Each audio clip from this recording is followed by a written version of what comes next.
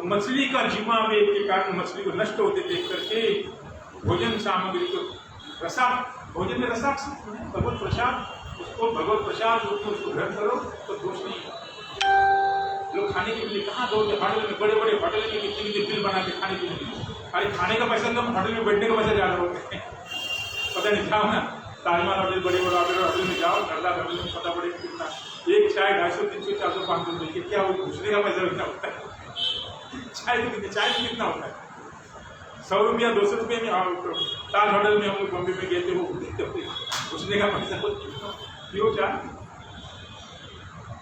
बड़े बड़े होटल घुसने का पैसा, बैठने का पैसा उसका सब इतने नौकर चाकर गाड़ी जितना सब। जैसे बड़े बड़े शोरूम में जाओ ना, शोरूम का असल चीज़ की कीमत कम होती है, उनको जो फैसिलिटी है आपको उसकी देनी पड़ेगी। अंदर जाके पूरा एसी चलाया रखा रहेगा, उसके एसी का पैसा काटेगा, अपने काट से देगा, तुमसे निकालेगा। उनको जाएंगे तो बड़े बिल्कुल ठंडा भी पिलाएंगे, गर्म भी पिलाएंगे, तुमसे ही काटेंगे बात नहीं। हाँ बड़ी फैसिलिटी है तो है कोई, इसलिए मछली का जीवा वेग, उस जीवा पर आसक्ति त्याग करके यथा योग्य, इतना जरूरी है शरीर को, भगवान का प्रसाद लेने से जीवा की लालसा दूर हो जाएगी। इसलिए कहा महाप्रसाद गोविंदे नाम ब्रह्मणि वैष्णवे स्वल्प पुण्य प्रताम राजन विश्वास नहीं बजाए। महाप्रसाद गोविंद भगवान का नाम, इसके ऊपर साधन लोगों की इतनी सहज विश्वास नहीं होता है। युधिष्ठिर कहे भगवान का नाम, भगवान का महाप्रसाद वैष्णव जो साधन लोग, क्योंकि साधन अल्प बुद्धि अल्प लोगों की श्रद्धा नहीं होगा, क्या है महाप्रसाद होता है, भगवान के नाम में क्या ताकत है, तो वैष्णव क्या होते हैं। महाप्रसाद गोविंद नाम ब्रह्मणि वैष्णव, भगवान का नाम, गोविंद का नाम, महाप्रसाद, इसके ऊपर साधारण लोगों की श्रद्धा नहीं होती, क्योंकि अल्प से प्रतिमान है, कहाँ श्रद्धा होगी। इसलिए ये महाप्रसाद जो है जीवा जय करने के लिए महाप्रसाद है। परिवार जीवा जय, जीवा का वो बड़ी लालची है ना, अटल पटल खाने की इच्छा होती क्या क्या, तो उसको लोग को उसको जीवा को करने के लिए महाप्रसाद, भगवान का महाप्रसाद छोड़ करके बाहर को खाने ज़्यादा जीवा कर देंगे। हाँ वो हर बात को, हर चीज़ को भगवत प्रसाद में अगर ग्रहण करेंगे तो जीवा के वेग पर कंट्रोल कर सकते हैं। इसलिए जीवा पर विजय पाना बहुत कठिन है। इसको महाप्रसाद के द्वारा जीवा पर कंट्रोल करना। वेश्या, वेश्या पिंगला नाम की वेश्या से मैंने क्या शिक्षा ग्रहण की? आशा ही परमम सुखम, आशा ही परमम सुख। आशा लेके बैठे, आप ग्राहक आएगा, आप देगा वेश्या इस प्रकार रघुनाथ का सुन कहती है तो वेश्या माना वेश्या की समान है। तो वेश्या बैठती है ना कि आप ग्राहक आएगा, आप ग्राहक आएगा, आप ग्राहक आएगा। तो इसके लिए ये शिक्षा ग्रहण की आशा, आशा ही परम दुख है, नैराश्य ही परम सुख है। पिंगला नाम की वेश्या से मैंने ये शिक्षा ग्रहण। पहले कबूतर का भी कहा कि कुरुली पक्षी भी ऐसे होता, कुरुली वो कुरुली पक्षी का उदाहरण देता, कुरुली पक्षी वो भी ऐसा ही, वो भी अपने कुरुली पक्षी से मैंने यह शिक्षा ग्रहण की आसक्ति के विषय में त्याग करके ही सुख पास होता है। जहाँ आसक्ति है वो दुख का कारण। हम लोग माँ से, बाप से, पिता से सब सुख चाहते हैं, और वो खुद सुख चाहते हैं, तो क्या कहते हैं, सब कंगाल है, कंगाल सुख को चाहते हैं, हम उनको भी सुख चाहते हैं। चाहते हैं यार घर पैसा दे, मालूम मुझे कौन सुख चाहते हैं, हम लोग खिलाए पिलाए घर पैसा दे दे। हर माता पिता पुत्र सब आपस में एक दूसरे से कोई सुख चाहते हैं, तो सुख तो एक दूसरे के पास होता नहीं, तो देंगे क्या, कंगाल कंगाल लोग कहते हैं। तो विषयों का सुख जो है, विषय में सुख तो है नहीं, फिर भी हमारी उसमें आसक्ति बनी रहती है, तो उसको त्याग करके ही सुखी हुआ जा सकता है। अनायास से पाए कृष्ण भी यथा लाभ संतोष। अतीत उसको मोह कहा गया, बाकी प्राप्ति का तो मोह है, बाकी संग्रह नहीं मिला तो क्रोध, कोई बाधा दिया तो क्रोध, कामेश क्रोधेश रजोगुण तमोगुण, नहीं मिला तो काम में बाधा है, क्रोध में बाधा है तो क्रोध होता है, क्रोध आने से लुप्तम विलुप्ता। इसलिए पुररी पक्षी के समान, पुररी पक्षी में वो आसक्ति के कारण उनका मृत्यु आता है, तो इसलिए आसक्ति होता है, मृत्यु का कारण आसक्ति है। बालक, बालक के समान होना पड़ेगा। बालक से मैंने ये शिक्षा, बालक को चिंता है, बालक होता है वो अपने माता पिता के निर्भर, उसको कोई चिंता नहीं। अभी जरूरत है माता पिता को, बालक को जरूरत नहीं, वो टट्टी करेगा, पेशाब करेगा, माँ में खिलाएगी, कब रोएगा, क्या चाहिए, वो माता देगी, पिता देगी, बालक थोड़ी देखता है। उनको जरूरत है माता पिता को साफ कर, थोड़ी साफ कर दो। टट्टी में जो आएगा मुंह में डालेगा, जो आएगा टट्टी में पेशाब में खेलता रहेगा, उसने टट्टी करेगा तो धो माँ, माँ को जरूरत है, वो निष्क्रिय है, उसको कोई चिंता है। बच्चा वो तो परमंश है, बालक परमंश है। कि बालक से पारमांश मैंने निश्चिंत और परमानंद बालक को प्राप्त होता है। क्योंकि हम बड़े होने के बाद सोचते हैं हमारे बचपना बढ़िया था बढ़िया, बचपना में तो आनंद है, तो बड़े बचपना था तो सोचता है बड़े होंगे तो थोड़ा पैसा कमाएंगे तो और मौज मस्ती लेंगे, बड़े होंगे तो और ज़्यादा चिंता। तो बालक के समान ही जो बालक परमंश है उसको कोई चिंता नहीं, बालक चिंता 5 साल में बालक को कोई चिंता नहीं होती, मस्त है, खाता पीता निश्चिंत रहता है, काम दोष भी उसके अंदर नहीं है, कोई उसके अंदर कोई आसक्ति भी नहीं है, जो माता पिता खिलाएंगे खाते रहता है और परमानंद में मस्त है। इसलिए आसक्त आत्मरति अर्थात स्वतः संतुष्ट होने का जो ये बालक से भी बालक तो हमको बचपन अच्छा लगता है, हमारे बचपन ही अच्छा था, बचपन के दिन फिर याद आते हैं कि मेरे बचपन में हमने जो किया कोई चिंता नहीं, कहाँ से पैसा आया कहाँ से गया, निश्चिंत परमानंद परमहंस अवस्था बालक की, बालक अवस्था। फिर बालक से मैंने ये शिक्षा ग्रहण की, असंतुष्ट होने की शिक्षा, स्वतः संतुष्ट, स्वतः संतुष्ट बालक ही रह सकते हैं। बाद में थोड़े बड़े हो गए तो नाना चिंता, कहाँ से पढ़ाई करूँ, कहाँ जाऊँ, फिर क्या हो, उसके बाद ये होगा, उसके बाद ये होगा, कल्पना के पहाड़ खड़े, महल खड़ी कर दिए। तो सिर्फ बालक, इसलिए हम लोग को बालक वक्त होना, बालक के अंदर कोई दोष बुद्धि नहीं रहती है, निश्चिंत रहता है। तो बड़े हो जाते हमारे आशा पास हमारी आशाओं के पास उनको खेल लेते हैं, आशा का कारण बड़े होते ही दुनिया की चिंता, कहाँ पढ़ाई करो, कहाँ नौकरी पाऊँ, कहाँ पैसा कमाऊँ, कहाँ जाऊँ, फिर स्त्री आए, फिर बच्चे आए, फिर संसार बढ़ता गया तो बढ़ता गया, तो आशा पास में डाल। बालक के समान रहने से निश्चिंत जो है गुण उसको परमहंस अवस्था करते, परमहंस चिंता संसार में क्या हो रहा है, कोई चिंता, दिल में बम पड़ दो, दुनिया नष्ट हो जाए, क्या फर्क पड़ता है, कुछ कर नहीं सकता, कुछ चिंता करके तेरे हाथ में है क्या, कुछ चिंता करके तो टेंशन इतना ले रहे, दुनिया की टेंशन तेरे खोपड़े को पसंद रखा है, दुनिया की टेंशन, दुनिया क्या होगी, डूब जाएगी, हमारे लिए नष्ट हो जाएगी, कौन है नष्ट, ये परमहंस का चिंता। जो ही होई सोई राम रचि राखा, ओंकार बढ़ावे क्या शाखा, हाँ क्या, हाँ तो जो ही होई सोई राम रचि राखा, हाय हाय क्या हो गया, हाय हुआ तेरा क्या हो गया, दूसरे का क्यों देख रहे हैं, अपना देख। इसलिए बालक के समान निश्चिंत और परमानंद में मग्न और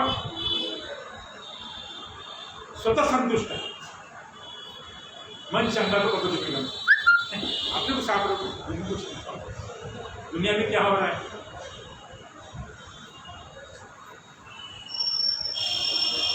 कुमारी कन्या से, ये तो हुआ बालक से, कुमारी कन्या,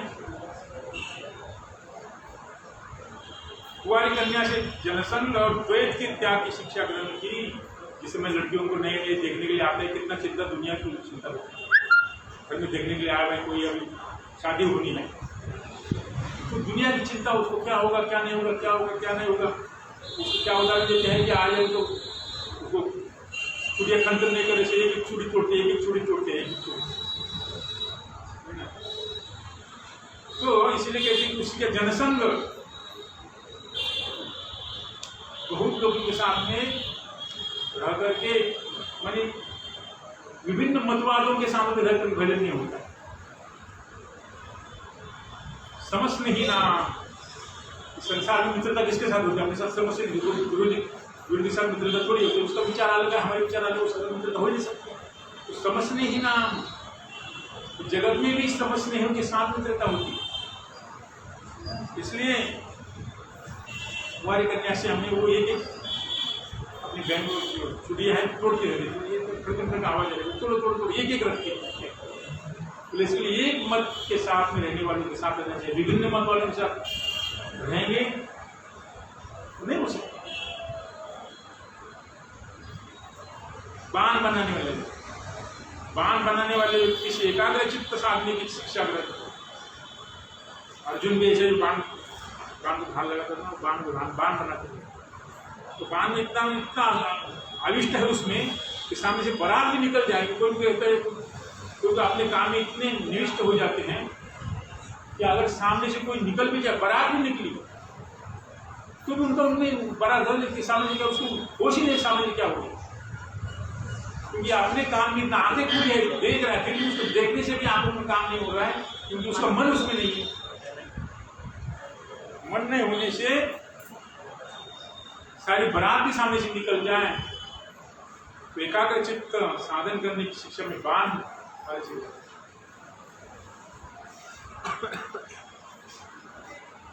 और सांप से मैंने क्या लिया, सांप सर्प पहले आजगर बताया, आजगर तो नीचे पड़ा था। सर्प से क्या ग्रहण किया? सर्प से मैं अकेले विचरण करना, निर्दिष्ट वास स्थान के निर्माण से शून्य। सांप कभी बिल नहीं बनाता, वो छुए की बिल में रहता है। वो कोई अपने लिए मकान बनाता है? सांप अपने बनाए बिल में बनाते नहीं, वो छुए ने बिल बना उसके अंदर घुस जाता है।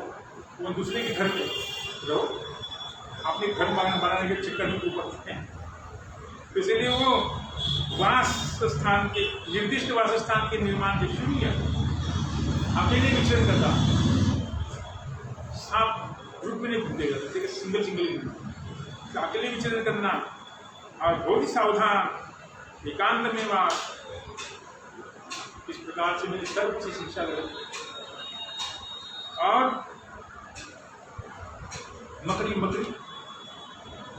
मकड़ी से क्या शिक्षा ग्रहण की? मकड़ी जाल बनाती है। उस जाल को उसके अंदर ऐसी शक्ति है, उस जाल को समेट भी लेती है, पता है? तो जाल बाहर छोड़ती भी है, उसको अगर चाहे तो समेट भी लेती है। तो सृष्टि स्थिति प्रलय करके पाती है। जाल बनाती है, उसमें कुछ मच्छर बिच्छर अटक के उसको खा लेती है।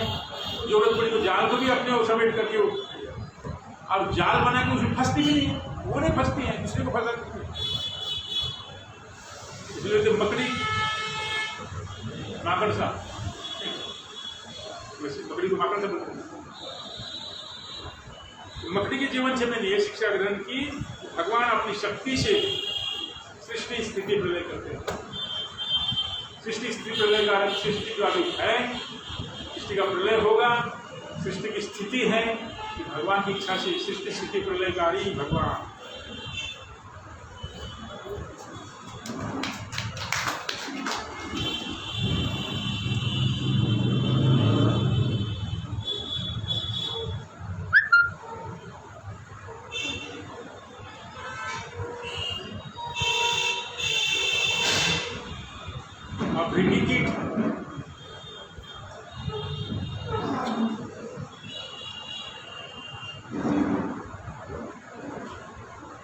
क्या करते हैं? वो पकड़ के ला करके वो अपना बंद करता है, वो जैसा कि इसका कतैया को पकड़ के लाता है, लाकर अपने मार्ग में रख देता है। लेकिन इतना शब्द करता है घर के मारे जैसे उसका रोना से करता है।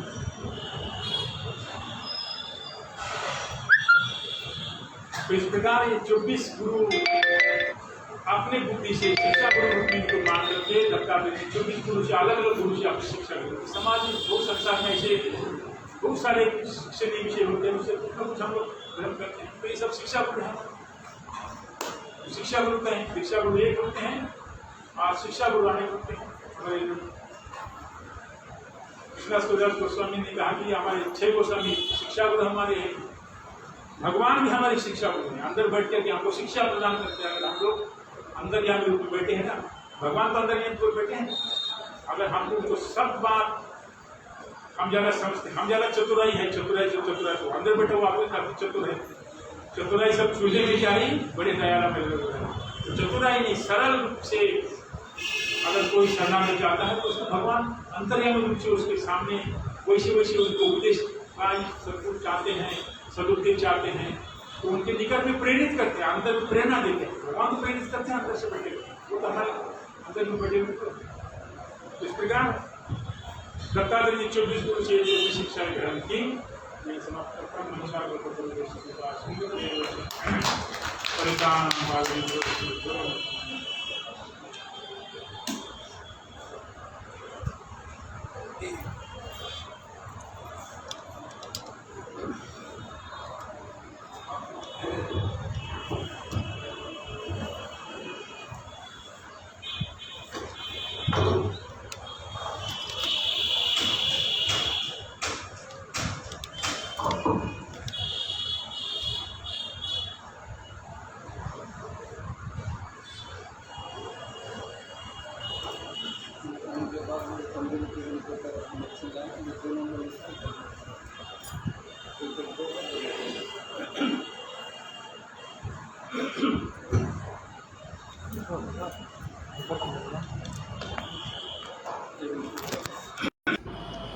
वन्दे गुरुपदद्वन्द्वं भक्तवृन्दसमान्वितं श्रीचैतन्यप्रभुं वन्दे नित्यानन्दसहोदितं श्रीनन्दनन्दनं वन्दे राधिकाचरणद्वयं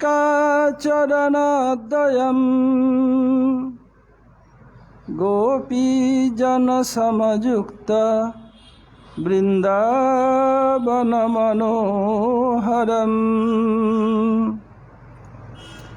वृन्दायै तुलसीदेव्यै प्रियायै केशवस्य च कृष्ण भक्ति प्रदे देवी सत्यवत्यै नमो नमः। एक साथ हरे कृष्ण कृष्ण कृष्ण हरे हरे, हरे राम राम राम हरे हरे। मैं सबसे पहले अस्मदीय परमाराध्य गुरुपाद पद्म ओम विष्णुपाद परमहंस स्वामी अष्टोत्तर शत श्री श्रीमद् भक्ति वेदांत श्रील वामन गोस्वामी महाराज ओम विष्णुपाद परमहंस स्वामी अष्टोत्तर शत श्री श्रीमद् भक्ति वेदांत श्रील नारायण गोस्वामी महाराज एवं समस्त गुरुवर्ग के श्रीचरणों में अनंत कोटि साष्टांग दंडवत प्रणति ज्ञापन करता हूँ। तदनंतर श्री नरसिंह महाराज, बाबाजी महाराज और समस्त वैष्णव एवं वैष्णवियों को यथायोग्य प्रणाम एवं सादर अभिनंदन। सब खुला है। आंधी आ रही है। श्री भजन रहस्य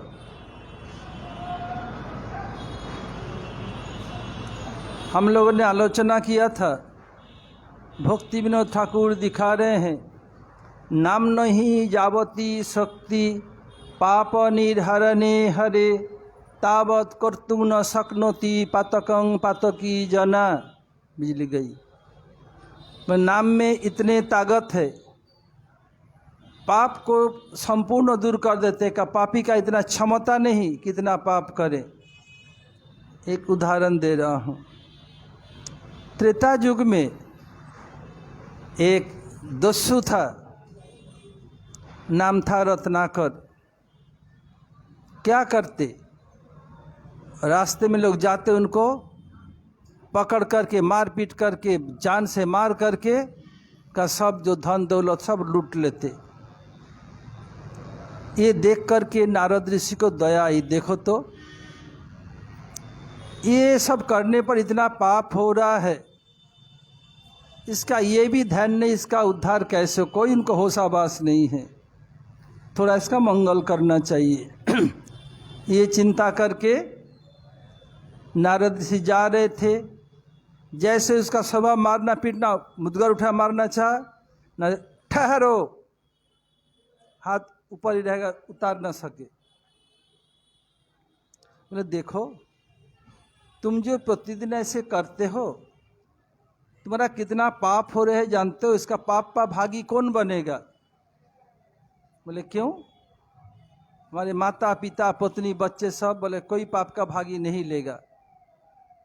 पुण्य करोगे, पुण्य का आधा हिस्सा पत्नी अपने आप ले लेगी, और पत्नी पुण्य करने पर पति को आधा हिस्सा नहीं मिलेगा, लेकिन पति का पुण्य आधा मिल जाएगा। मुझे पतिर पुण्य सतिर पुण्य नैले खर्च बाड़े, पति पुण्य करेगा सती को अपने आप मिल जाएगा, दोनों तीर्थ हो जाएंगे, अधिक खर्च हो जाएगा। तो जाओ तुम पूछो, कोई लेगा नहीं। बोले हाँ मुनि, तुम इधर भागने के फिराक में हो ना, इसलिए तुम मुझे बहलका करके भाग जाओगे। बोले मुझे बांध दो पेड़ के साथ, बैठ जाओ। बोला हाँ ये तो जुक्ति तुमने ठीक बोला। बोले दस्यु तुम तो देख लिया, तुम मुझे मारना चाहे, तुम्हें हाथ रोक दिया, हाथ तो तुम उतार, मुझे लगा ही नहीं सका तुम्हारा। ये बात भी ठीक है, मैं जब ठहरो, हाथ रुक गया, हाथ गया ही नहीं ऊपर। बोलो, बांध के गया।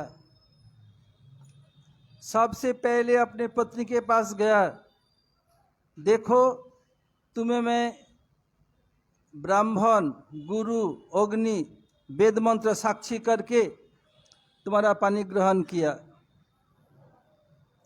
मैं ये तुम लोगों का, तुम्हारे बच्चों को पालन पोषण करने के लिए मैं सबको मार पीट करके खून करके पैसा लाता हूँ, इसका पाप का तो आधा भाग हिस्सा तुम्हें लेना पड़ेगा। पता नहीं नहीं, मैं एक भी हिस्सा नहीं लूँगी, तुम कुछ पुण्य करोगे, तुम्हारे पुण्य का फल तो मैं आधा ले लूँगी अपने आप, पाप का हिस्सा नहीं लूँगा। तुम मुझे सबके सामने साक्षी लेके आया, मेरा पालन पोषण करोगे, तुम कैसे करो, सद उपाय से करो, असद उपाय से मुझे देखना नहीं है। बच्चों छोटा बड़ा कोई राजी नहीं है। माँ मना कर बच्चा राजी कैसे हो? फिर अपनी माँ अपने बाप के पास गए। माता बोली देख बेटा, तुझे मैं गर्भ में धारण किया, पाला पोसा, बिना खाए तुम्हें खिलाया, बिना सोए तुम्हें सुलाया, दिन रात कैसे परिश्रम किया, निकल जा, नहीं तो मेरे बीबी मुझे तलाक दे देगी। कैसे व्यवहार करते हैं, तब मैया का दिल फटता है। बोले बेटा मैं तो कुछ पाप का भाग नहीं ले सकती। बाप के पास गया, बाप भी बता दिया, तुम्हें पालन पोषण किया, बड़ा किया, अब तुम कैसे पालन पोषण करोगे, तुम्हारा दायित्व, मेरा दायित्व नहीं, सब मना कर दिया। आए मुख लटका करके ऋषि के पास। ऋषिवर कोई तैयार नहीं हुए, जिनको मैं अपना समझता था, अपनी पत्नी माँ बाप बच्चे, कोई राजी नहीं है। देखा बेटा, मैं बोला था ना, इतने ब्राह्मणों को सबको मारा, उनके जने से कुएं के कुएं भर दिया। बोले एक काम करो, ये धनुष बाण को तोड़ दो, ये सब बोले खाऊंगा कैसे? बोले उसका चिंता तुम्हें नहीं करना है। बोले तुम राम राम बोलो, राम राम। इतने पाप किया, मुख से राम राम नहीं निकल रहा है। गुरु जी के समय हम लोग बस सिलीगुड़ी गए। परम एक शिष्य थे, वो मरने को करीब आ गया। गुरु महाराज जी गए, गुरुदेव गए, प्रभु कृष्ण कृष्ण राधा राधा राम राम बोलून, अत कथा हमें बोलते पारबो ना, मैंने इतना बात मैं नहीं कर सकता। जल गया, मर गया, जल गया। कृष्ण कृष्ण तो बोलो, राम राम इतने बात मैं नहीं कह सकता, उच्चारण नहीं कर सके। ऐसे ये भी रत्नाकर दुर्सु राम राम नहीं कर सके। बोला अच्छा ये जो पेड़ का जो डाल है जिसे पत्ता नहीं है वो क्या है? बोले मोरा है। बोले मोरा करो। मरा मरा राम राम राम उल्टा नाम जपत जग जाना, वाल्मीकि भय ब्रह्म समाना। उल्टा नाम, राम का उल्टा क्या होगा? मोरा। मोरा मरा करते करते राम हो गया। नाम में इतनी ताकत है, एक पापी भी इतना पाप नहीं कर सकते। इसलिए नाम नो ही जापति शक्ति, पाप निर्हरणे हरे, तावत कर्तु न शक्नोति पातकं पातकी जना।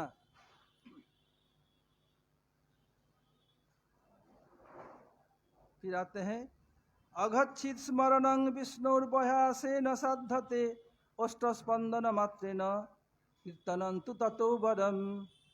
ये दिखाया था कल यहीं तक कि अष्टस्पंदन मात्र से ही कीर्तन हो जाता है। ये जप 3 प्रकार के हैं, एक मानसिक, एक उपांशु, एक उच्च संकीर्तन। हम जो मनी मन जप करते हैं इसको मानसिक जप कहा जाता है। कभी कभी बहुत धीरे धीरे करते हैं, उसमें जो कर रहे हैं वही सुन सकते हैं, उसके आसपास सुन नहीं सकते, इसको उपांशु। और उच्च स्वर से सब लोग सुन सकते हैं। उच्च स्वर से करने पर मानसिक या उपांशु जप अपेक्षा 100 गुण फल अधिक होता है। जैसे भी करें, स्थान काल पात्र अपने अधिकार के अनुसार नाम स्पष्ट होना चाहिए। हरे कृष्ण कृष्ण कृष्ण हरे हरे, हरे राम राम राम हरे हरे। हृदय से पुकार होना चाहिए प्रभु के लिए, हरे कृष्ण ऐसे नहीं, ऐसे हृदय से पुकार होना चाहिए। जैसे एक छोटा बच्चा माँ के लिए पुकारता है, जैसे गैया चरने गई, उसका बच्चा बछड़ा शाम हो गया माँ के लिए डकरता है, ऐसे होना चाहिए, तभी तो प्रभु कृपा करेंगे। बताया इसका 100 गुण फल अधिक होता है। जपतो हरि नामानि स्थाने शतगुणाधिक, आत्मानंच पुनातुच्च जपन सत्रिन पुनाति च। बताएं ये उपांशु या मानसिक जप कर जो फल, उसका 100 गुण फल अधिक होता है। क्यों? मानसिक जप करने या उपांशु जप करने पर जो करता है स्वयं पवित्र होते हैं, और उच्च स्वर से करने पर जो कर रहे हैं तो पवित्र होते ही हैं, और जो लोग सुन रहे हैं भी पवित्र होते हैं। मतलब कोई तो हमारे पास नहीं है, अरे पेड़ पौधे घास फूस सब तो सुन रहे हैं, उनका भी कल्याण होता है। लोग बोल नहीं पाता है, सुन सकते हैं। इसलिए जो अपने लिए भजन करते हैं उसको प्रहलाद महाराज कंजूस कहा, जो खुद करते हैं दूसरे कराते उनको बताया उदार, उसको भगवान अधिक कृपा करते हैं। इसलिए जब 3 प्रकार, एक मानसिक, एक उपांशु, एक उच्च संकीर्तन। हरिदास ठाकुर 64 माला मनीमन करते, 64 माला धीरे धीरे उच्चारण करके करते, फिर पुनः 64 माला उच्च स्वर से करते। कोई मठवासी हो या गृहस्थी हो, कोई भी हो, 16 माला कर ले, क्या कर ले, ऐसे नहीं। समय बर्बाद नहीं करना, जब भी समय मिले अपने भजन में अपनी ये सेवा करो, फिर हरि नाम करो। ऐसे करते रहने पर हमारा मंगल होगा ही होगा, कोई इसको रोक नहीं सकते।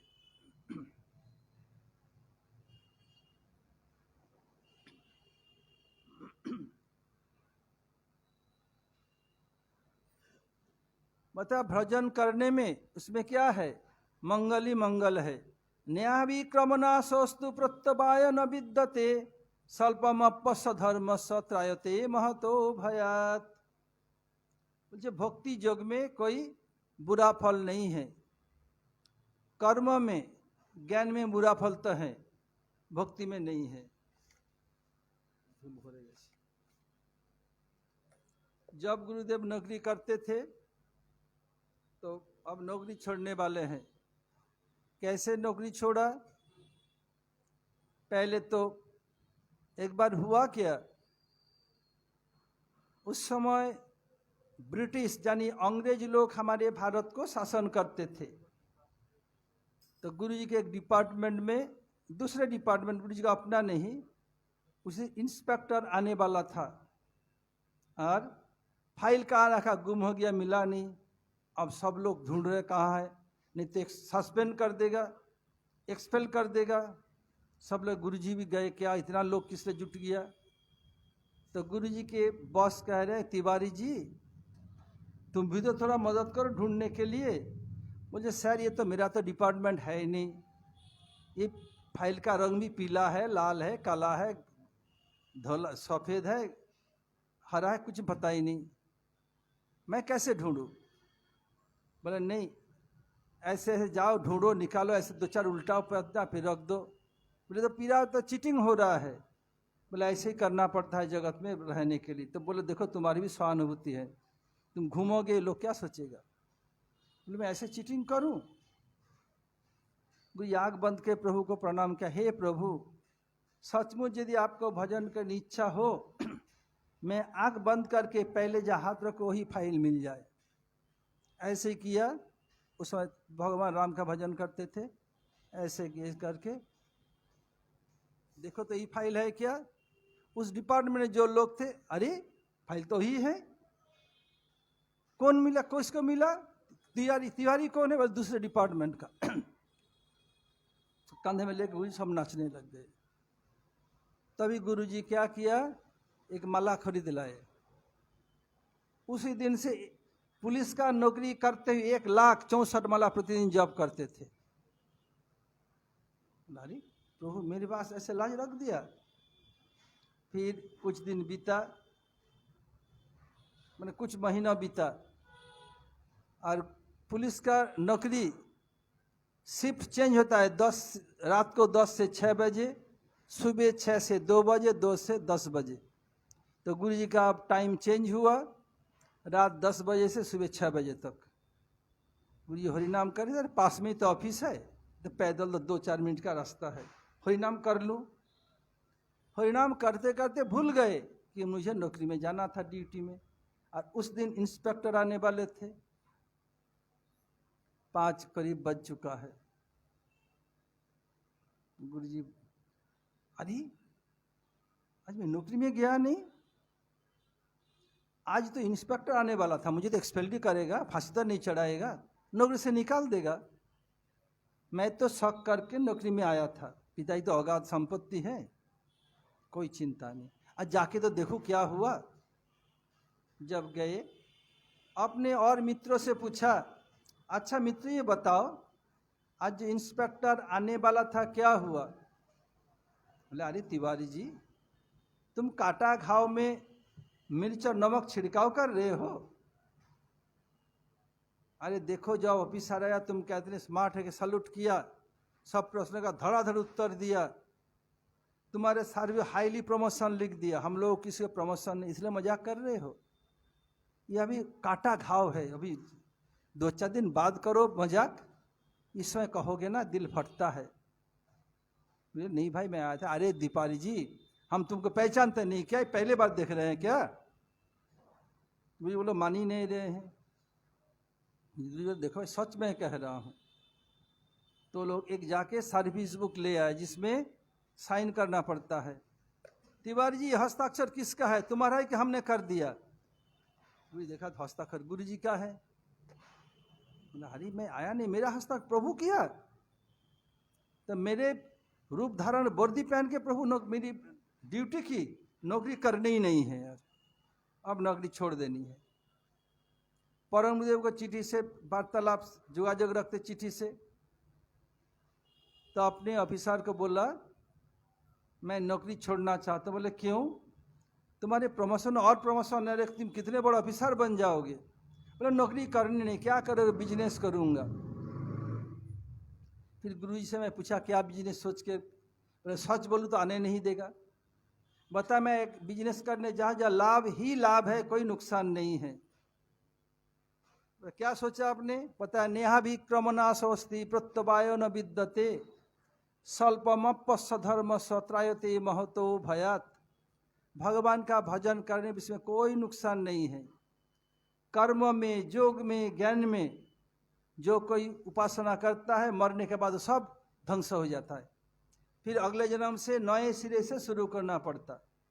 भक्ति में जितने तक किया शरीर छूटने के बाद फिर वहीं से शुरू होगा। जैसे उदाहरण था, कोई मान लो 10th तक पढ़ाई की, फिर जब मरेगा अगले जन्म फिर शुरू करना पड़ेगा क्लास 1 से। लेकिन भक्ति में ऐसे नहीं, 10 तक किया तो उसके बाद 10 के बाद 11 से शुरू होगा। ऐसे भक्ति का नियम है। इसलिए गुरु जी बता के रीजन दे के आ गया मठ में। इसमें कोई नुकसान नहीं है।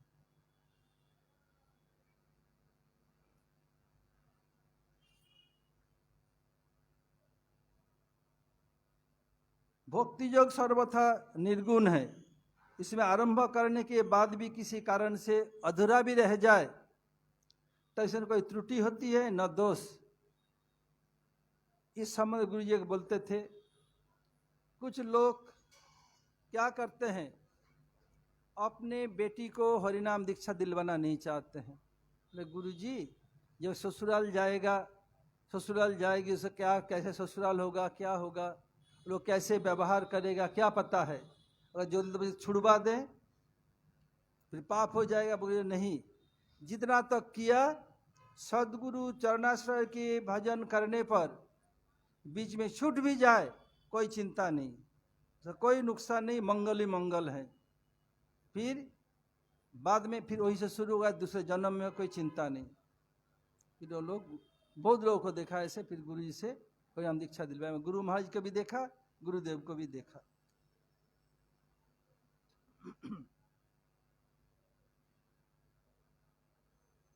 तब भक्ति योग से भ्रष्ट व्यक्ति का लोक या परलोक कहीं विनाश नहीं है, उसकी कहीं दुर्गति भी नहीं है। इसे बताया कि शुचिनांग श्रीमतांग गेहे जोग भ्रष्ट जायते।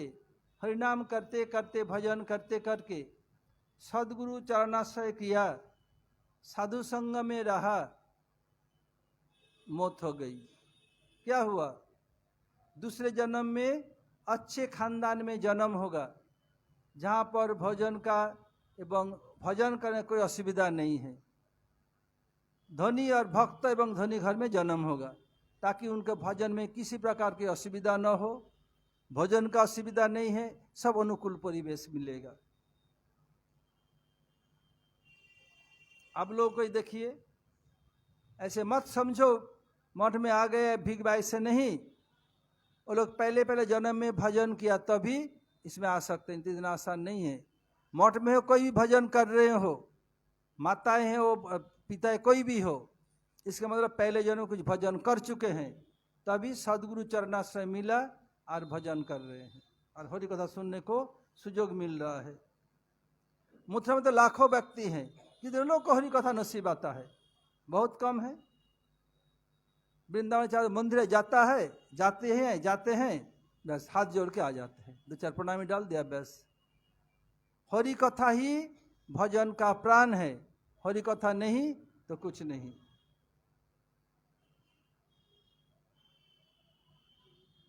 और भक्ति योग में सर्वश्रेष्ठ क्या है? नाम संकीर्तन।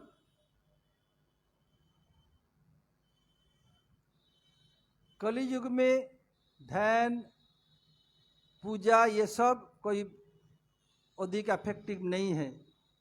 जैसे 100 लोग ध्यान करे इधर बैठ करके, हमारे किसी ब्रह्मचारी को बोलो 1 घंटा ले करके जोर से बजाएगा महामंत्र का 100 आदमी का, वो क्या करेगा? ध्यान को तोड़ देगा आसानी से, 2 मिनट में तोड़ देगा। ऐसे झांझर लेगा, जोर से बजा, इधर उधर जाएगा, बस क्या ध्यान करता, ध्यान बस गया। फिर एक व्यक्ति हरिनाम कर, 1000 व्यक्ति ध्यान करके भी एक व्यक्ति का कीर्तन को तोड़ नहीं सकते। कीर्तन में इतने प्रभाव है, समझा।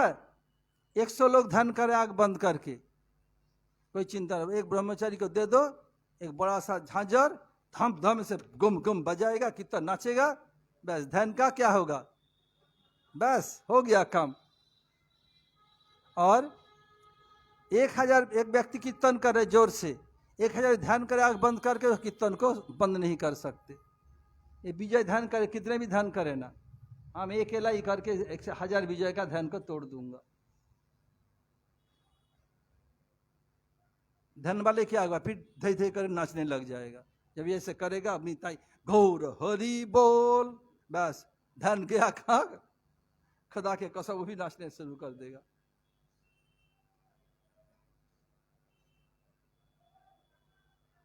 ये हरि नाम जड़ जगत की वस्तु नहीं है। नाम प्रभु साधक के जीवा के ऊपर नित्य करते हैं। कृपा करे नाम प्रभु उदित होते हैं। बद्ध जीव अपने चेष्टा से ऐसे नहीं कर सकते। बताए अभिन्नता अत श्री कृष्ण नामादि न भवेद ग्राह्यम इंद्रिय सेवन मुख ही जीवादो स्वयमेव स्फुरत तद। श्लोक याद है? बताया स्वयमेव स्फुरत तद। नाम चिंतामणि कृष्ण, नाम क्या है? चिंतामणि, जो चिंता करेंगे वही दे देगा। और चैतन्य स्वरूप जड़ नहीं, रस विग्रह रस स्वरूप है। नाम में एवं नामी अर्थात नाम और जिनके नाम, जैसे कृष्ण, कृष्ण का नाम है कृष्ण, श्याम सुंदर, गोविंद गोपीनाथ, उसमें और कृष्ण कोई भेद नहीं है। जैसे भगवान राम में, भगवान के राम नाम में कोई भेद नहीं है। जैसे उदाहरण दे रहा, गुरुजी उदाहरण देते थे। भगवान सब समय है। भक्त जब भगवान को याद करते हैं, दर्शन देते हैं। एक समय नारद जी कहीं जा रहे थे, एक तेली, पहले मशीन फशीन नहीं था, बैल के इस आंख बंद कर देते और तेल इसमें दे कोलू में ऐसे हट हट हट हट करते बैल घूमता रहता, तेल निकलता। आंख क्यों बंद करते? बैल जी देखा एक साथ एक जगह घूम रहा हो तो जाएगा नहीं, थोड़ी जाके रुक जाएगा, इसलिए आंख बंद कर देख ना सके। तो नारद जी बोला, बेटा क्या तुम दिन भर हट हट हट हट करते तो राम नाम नहीं कर सकते हो? मेरा उद्धार कैसे होगा? मैं ऋषिवा राम नाम करूँ तो बैल चलेगा नहीं। कहिया बोले चल नहीं रहा है। तो बोले दिन भर क्या करते हो? बोले तो दिन भर ही तो करता हूँ, तब तो मेरा इतने बच्चे बीवी सबको पालन पोषण करता हूँ, समय ही नहीं है। बोले करना ही पड़ेगा, तो मरेगा तो नरक जाएगा। अच्छा बोले ये बोलो, जब तुम टाटनी जाते हो क्या करते हो? बोला उस समय कुछ नहीं करता। उस समय राम नाम उस समय करे चलेगा? हाँ, बस उस समय तक अटैच बाथरूम नहीं था। आप 250 साल पीछे जाइए, 200 साल पीछे जाइए, 250 साल 200 साल, क्या होता? सब कंबाइंड जॉइंट फैमिली था। पिता माता चाचा चाची ताऊ ताई सब एक साथ, उनके बच्चे एक साथ। भोजन के लिए सब एक साथ आके भोजन करते और टट्टी के लिए जंगल में खेतों में जाते थे। अब क्या है? भोजन के लिए एक साथ नहीं, घर में नहीं आएगा। भोजन के लिए रेस्टोरेंट में, होटल में, जहाँ काम वहीं खा लेगा। और टट्टी के लिए घर के अंदर आएगा। यदि अटैच बाथरूम न हो टट्टी नहीं आएगी। पहले अंदर में टट्टी बनाना, अटैच बाथरूम अपवित्र मानते थे लोग। यूरोप में अभी भी बहुत जगह है, बड़े बड़े सिटी में एक साइड में बना हुआ है, कोई अटैच बाथरूम नहीं है। बार्लिन बहुत जगह में देखा। और इस समय जो बन रहा है प्रत्येक कमरे के साथ अटैच बाथरूम, नहीं तो नींद ही नहीं आएगी। पहले लोग भोजन के लिए आते अंदर और लैट्रिन के बाहर। इस समय लैट्रिन के लिए आते हैं अंदर, भोजन के जाते हैं बाहर। कैसे युग बदल रहा है। तो ऐसे ही वो राम राम करने लगे। हनुमान का नियम है, कोई भी भगवान का नाम करते राम राम, हनुमान पहुंच जाते हैं। हनुमान आया, आके देखा, अरे ये बदमाश अपवित्र अवस्था राम राम कर रहा है। हनुमान आओ देखा ना ताओ देखा, मारा एक लाठी, उसका कुछ नहीं हुआ। ऐसे राम राम करते हुए उठ के चले गए। हनुमान चिंता में पड़े, क्या बात है। बोले मैं एक तमाचा मारता हूं, रावण ढिबिलिया खा जाता है, मेघनाथ बेहोश हो जाता है, और विजय होता तो उनका चार धाम का यात्रा हो जाता। चार धाम यात्रा जानती हैं आप लोग क्या है? 4 जनों कंधे में सवार होकर यात्रा होती है, चार धाम यात्रा बोलते हैं।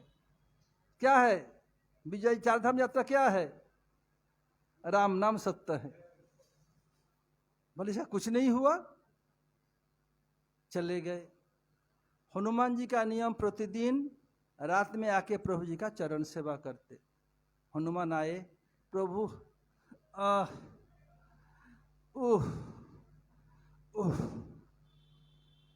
दर्द में कतरा कहरा रहे प्रभु। उन्होंने, प्रभु ये क्या हो गया, इससे क्या दर्द में कतरा? लाठी तो तुमने मारा, तुम पूछ रहे हो? प्रभु लाठी मारा? मैं कैसे लाठी मार सकता हूं? अरे बेटा, जो तेली लैट्रिन का हरिनाम कर रहा तो मुझे लाठी मारा ना, मैं तो वहीं पर था, उसका शरीर पर, नहीं तो तेरा लाठी को सहन कर सकता? एक मुक्का से रावण ढिमिलिया खा जाता है। हनुमान कान पकड़ा, प्रभु कोई भी किसी अवस्था में हरिनाम करे, आपके नाम ले, मैं कभी उनको तंग नहीं करूंगा। दिखा दे नाम और नामी में अभेद है।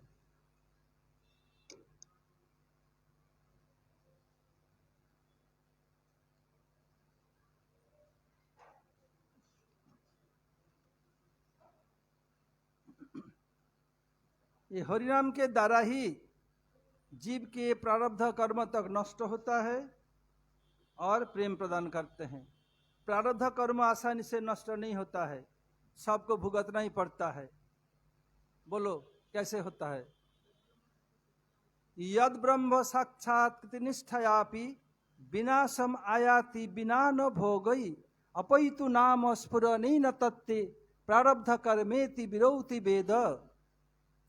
तुम लोग अपने समय बर्बाद मत करो, अपनी सेवा करो। श्लोक भी याद करना, हम लोग ऐसे किया, कागज में लिख लिख करके किया। तो भविष्य में जब तुम लोगों को हरिकथा सुनाओगे, ये श्लोक कोट करने पर उसका प्रभाव अधिक होगा, नहीं तो अधिक नहीं होगा। इसलिए सीखना ही पड़ेगा। तो क्या किया?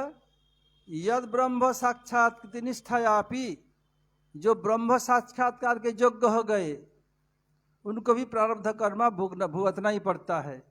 किंतु शुद्ध नाम उच्चारित होने पर, जब नाम प्रभु कृपा करके जीवा पे उदित होते हैं, समस्त कर्म भी दूर हो जाता है, प्रारब्ध कर्म भी।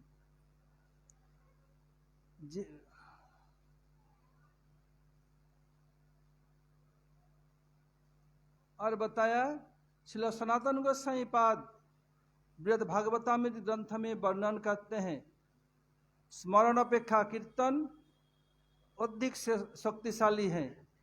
बता, कृष्ण नाना विध कीर्तनेषु तन्नाम संकीर्तनमेव मुख्यम।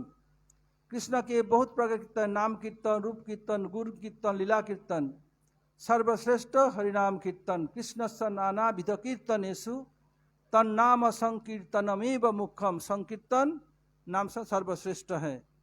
थोड़ी थोड़ी बारिश हो रही है। जेन जन्म सतई पूर्व वासुदेव समर्चित तन्मुखे हरिनामानि सदा तिष्ठन्ति भारत।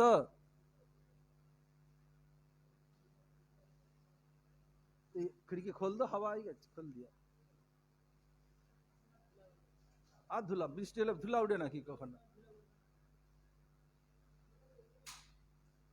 जेन जन्म सतई पूर्व वासुदेव समर्चित तन्मुखे हरिनामानि सदा तिष्ठन्ति भारत। हे भारत, बता देखो, जो 100 जन्म तक भगवान वासुदेव का अर्चन किया, उनके मुख में हरिनाम उच्चारित होते हैं। जो लोग पृथ्वी में कोई भी हरिनाम उच्चारण करते हैं, सोचो पहले 100 जन्म तक भगवान का अर्चन किया, नहीं तो नहीं होगा। इतना आसान नहीं है हरिनाम। ये कैसे हरिनाम, इसका बता रहे हैं कैसे कर, इसका अर्थ क्या है। हरे कृष्ण 16 नाम अष्टयुग है, अष्टयुग अर्थ अष्ट श्लोक प्रभु कय। आदि हरे कृष्ण अर्थ विद्या दमन, श्रद्धार सहित कृष्ण नाम संकीर्तन। हरे कृष्ण में 16 नाम, हरे कृष्ण कृष्ण कृष्ण हरे हरे, हरे राम राम राम हरे हरे, 16 नाम है। और अष्ट जुगल है, हरे कृष्ण एक जुगल, फिर हरे कृष्ण और एक जुगल, कृष्ण कृष्ण और एक जुगल, हरे हरे हरे, ऐसे 8 जुगल है। पहले हरे कृष्ण का अविद्या दमन, अविद्या अर्थात, विद्या अर्थात भगवान को जानना, अविद्या भगवान को भूलना, इसको भगवान को भूलने ये तकलीफ इसको दमन कर देते हैं। श्रद्धा सहित कृष्ण नाम संकीर्तन, श्रद्धा के साथ नाम संकीर्तन। श्रद्धा किसे कहते हैं? तो श्रद्धा तू अन्नोपायो वर्जं, कृष्णन्मुखी चित्तवृत्ति विशेष। और श्रद्धा तू अन्नोपाय वर्जं, भक्ति उन्मुखी चित्तवृत्ति विशेष। और समस्त उपायों को छोड़कर कर्म ज्ञान जो क्या है, कृष्ण उन्मुखी चित्तवृत्ति हो या भक्ति उन्मुखी चित्तवृत्ति, उसको श्रद्धा कहा जाएगा। साच शरणापत्ति लक्षणा, उसमें शरणापत्ति का लक्षण रहेगा। क्या है शरणापत्ति लक्षण? अनुकूल संकल्प प्रतिकूल विवर्जनम, रक्षिसति विश्वासो गोप्तृत्वे वर्णम, तथा आत्मनिक्षेप कार्पण्य षड्विधा शरणागति। इसके बारे में काल आलोचना करेंगे। आज 10 मिनट अब सचिन बोलेगा, जो तिथि गया था, कोई भी एक तिथि 10 मिनट के अंदर। पहले से बोलेगा, भूल गया, फिर शुरू कर बोलेगा बाद में।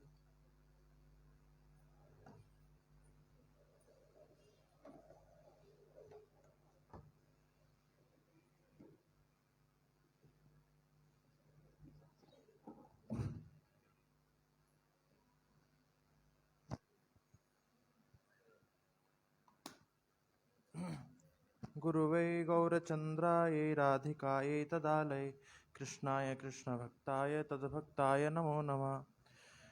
मैं सर्वप्रथम अस्मद श्री गुरुपाद पद्म विष्णुपाद श्रुत श्री श्रीमद भक्तिवेदांत श्री माधव गोस्वामी श्री गुरु महाराज जी के चरणों में साष्टांग दंडवत प्रणति ज्ञापन करते हुए उनसे अहितु की कृपा की प्रार्थना करता हूँ। तत्पश्चात श्री भक्तिवेदांत नारसिंह महाराज जी को मेरा साष्टांग दंडवत प्रणाम एवं उपस्थित समस्त गुरु स्थानीय वरिष्ठ वैष्णव को मेरा प्रणाम एवं मातृमंडली श्रोत्र मंडली को मेरा यथायोग्य प्रणाम एवं सादर अभिनंदन। तो अभी कुछ दिन पहले श्री गंगा दशहरा की पावन तिथि पर गुरुदेव ने हमको श्री गंगा जी का जो प्राकट्य तिथि था, तो गंगा जी का महात्म्य हमको श्रवण कराया। श्री गंगा माता गोस्वामी जी का जो जीवन चरित्र हमको दिखलाया, क्योंकि उनकी भी तिथि थी। और श्री बलदेव विद्याभूषण प्रभु जी का भी जीवन चरित्र के बारे में और उनका जो संप्रदाय के प्रति जो विशेष योगदान है उसके विषय में गुरु जी ने प्रकाश डाला। तो मैं कुछ गंगा जी के विषय में 2 चीज़ बता करके श्री बलदेव विद्याभूषण प्रभु जी के बारे में कहूँगा कि श्रीमद् भागवतम में बोला गया कि अथापि यत्पाद नखाव सृष्टम जगत विरिंचोपहर्तार्हणाम्भ शेषम पुनात्यन्यतमो मुकुंदा को नाम लोके भगवत पदार्थ। कि जिनकी पदनख से स्पर्श किया हुआ जल ब्रह्मा से लेकर शेष तक समस्त जगत को पवित्र करता है, तो ऐसे उन भगवान के उन भगवान के अलावा कौन भगवान कहलाने योग्य है? तो यह है भगवान की महिमा और उनके पदनख की महिमा, पदनख से स्पर्श जल की महिमा। तो श्री गंगा जी का बड़ा ही महत्तम है। अनेकों शास्त्रों में एक चीज बार बार सुनने को मिलती है गंगा जी के विषय में कि सभी नदियों में गंगा जी श्रेष्ठ हैं, जैसे निम्न गानम यथा गंगा बोला गया। और एक चीज भी बहुत सुनने को मिलती है शास्त्र में कि जब तक गंगा जी धरित्री पर रहेंगी तब तक कलयुग का प्रभाव नहीं पड़ेगा। जैसे गर्ग संहिता में बताया गया कि यावत भागीरथी गंगा यावत गोवर्धनो गिरी तावत कले प्रभावस्तु न भविष्यतु करहिचित। जब तक श्री गंगा जी और श्री गिरिराज पर्वत इस धरातल पर विद्यमान रहेंगे कली का प्रभाव नहीं पड़ेगा। तो कली जीवों को पतितों को पावन करने के लिए गंगा जी का प्राकट्य है। उनके चरणों में साष्टांग दंडवत प्रणति ज्ञापन करता हूँ। तत्पश्चात श्री बलदेव विद्याभूषण प्रभु के बारे में हमने जो सुना कि जब जब गौड़ीय संप्रदाय पर, उसकी प्रतिष्ठा पर और उसकी प्रामाणिकता पर जब संकट के बादल छाए और जयपुर में श्री राधा गोविंद देव जी जो नित्य शक्ति और नित्य शक्तिमान हैं, उनके परस्पर संबंध के विषय में भी जब तात्कालिक पंडितों ने प्रश्न चिन्ह लगाया, तब इन सब समस्याओं के निराकरण के लिए ही श्री बलदेव विद्याभूषण प्रभु जयपुर पधारे और जयपुर में पधार कर उन्होंने अपने श्री गुरु कृपा और श्री चैतन्य महाप्रभु की इच्छा से ही श्री गोविंद देव मंदिर में राधा जी की सम्मान की पुनर्स्थापना और संप्रदाय का भाष्य। तो संप्रदाय का भाष्य के विषय में मैं चाहूंगा कि वैसे तो अनेकों संप्रदाय हैं, पर संप्रदाय पंडित समाज में संप्रदाय किनको संप्रदाय माना गया, प्रामाणिक संप्रदाय उन्हीं को माना गया जिनके पास अपना श्रुति स्मृति न्याय वेदांत सूत्र गीता और उपनिषद का जिनके पास अपना भाष्य होता था, उन्हीं को ही संप्रदाय माना गया। भाष्य यानी कि जिसे टीका बोलते हैं, जिसको हम लोग माने कि अपने सिद्धांत, अपने जो संप्रदाय जिस सिद्धांत को लेकर चल रहा है उस सिद्धांत पर आधारित श्रुति स्मृति और न्याय का टीका या भाष्य। तो हम गौड़ीय लोग तो श्रीमद् भागवत को परम प्रमाण मानते थे और अर्थोयम ब्रह्मसूत्राणाम के हिसाब से कि श्रीमद् भागवत ही वेदांत सूत्र का अकृत्रिम भाष्य यानी वास्तविक भाष्य श्रीमद् भागवत ही है वेदांत सूत्र का। पर पंडित लोग इस चीज को मानने को तैयार नहीं। हालांकि उधर बलदेव विद्याभूषण प्रभु की विजय तो हुई, पर फिर पंडितों ने नया बखेड़ा क्या खड़ा किया कि हम लोग तुम्हारी बात माने क्यों, क्योंकि तुम तो कोई संप्रदाय ही नहीं हो। वो बोले संप्रदाय क्यों नहीं है? बोले तुम्हारा भाष्य प्रस्तुत करो यदि संप्रदाय हो। तो बोले अच्छा। तो उन्होंने कहा कि हम श्रीमद् भागवतम को भाष्य मानते हैं। बोले ऐसे नहीं चलेगा, अपना संप्रदाय का निजी भाष्य होना चाहिए। तब श्री बलदेव विद्याभूषण प्रभु ने गोविंद देव जी से प्रार्थना की और जैसे गुरु जी बताए कि उनको पहले उन्होंने 6 महीने का समय मांगा, बोले नहीं देंगे। 1 महीने का समय भी नहीं दिया। तो उसके बाद 7 दिन का जो समय दिया, तब वे श्री गोविंद देव जी के आगे प्रस्तुत होकर प्रार्थना करते हैं कि भगवान ये आप अब देखिए, आपको अपनी शक्ति के संग विराजमान होना है कि नहीं होना। तब भगवान तो भक्तवत्सल हैं और भक्तवत्सल होने के नाते भगवान ने उन्हें आज्ञा दी कि कुरु कुरु भविष्यन्ति, तुम शुरुआत करो, हो जाएगा। तब इस विश्वास को लेकर के श्री बलदेव विद्याभूषण प्रभु ने भाष्य पर काम शुरू किया और गोविंद देव जी की कृपा से 3 दिन के अंदर उसको पूरा भी कर दिया।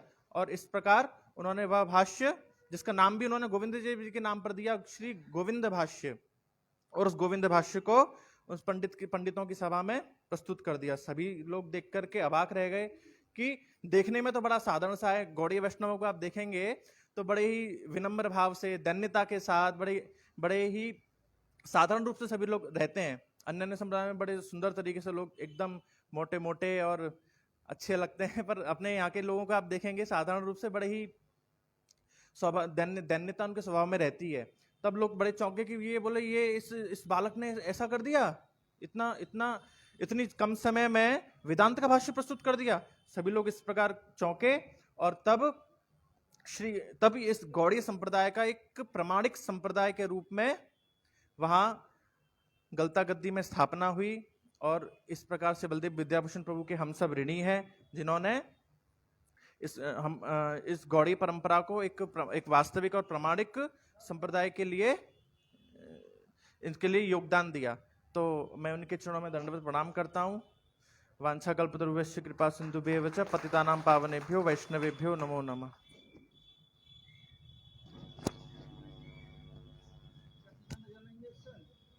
ইনজেকশন কিসের জন্য? কি যে ঘুমাবে এখান থেকে একদম ঠিক মুখে করে দেব।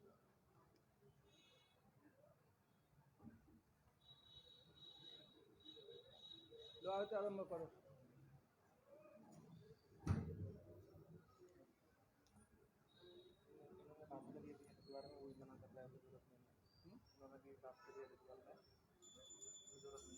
অনলাইন অ্যাপ্লাই করি যেন হচ্ছে কি বলছে কি লাগছে অসুবিধা নেই, এসব আমি আমার ফোন করে দেবো। अरे ऑनलाइन अप्लाई कर तो हो जाएगा, कर ही दो, हरिद्वार चाहिए कर ही दो।